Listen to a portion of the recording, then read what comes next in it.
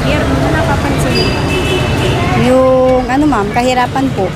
Kasi mostly yung mga tao ngayon, marami naghihirap. Tapos yung mga sa daan po, yung mga street children, ganun po.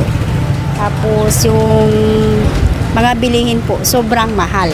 Yan sila, dapat ang tutukan nila yung sa ano, yung ikabubuti ng mga mamayan, ganun po.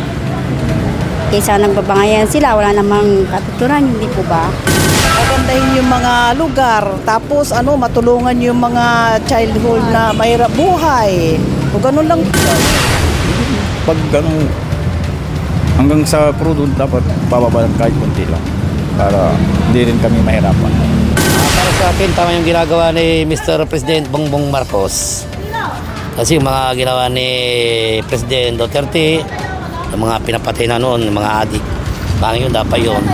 Hinuli na kinulong, hindi ganon. Sa inyo sir, busy sila, nagbabangayan sila eh. Ano bang issue yung kailangan nilang tutukan? Dapat yan ayusin ng gobyerno yan para hindi na lumaki yung gulo. Para sa mga mahihirap ang tutulungan ng gobyerno. At saka yung mga may sakit, yung nangangailangan ng trabaho. Tutukan nila yung problema sa bayan ng Pilipino dito, yung maraming problema. Bakit ang mga nasa opposition ang mga nagkakaroon ng problema, di ba? Dapat tutukan natin yung mga kahit malilit na yung mga problema sa dapat bigyan natin pansin niya, hindi yung sila-silang kakagulo, di ba? Yun lang masasabi ko, hirap ng buhay ngayon, lalo sa amin, nagpapasada kami dito, tiis lang din, talagang mahirap. Pero kailangan natin magkaisa. Sa politika, nag-aaway-aaway.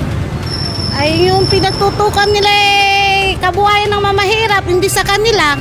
Nakatutok sila sa buhay nila, wala yung mahirap, madadamay tayo. Yun lang.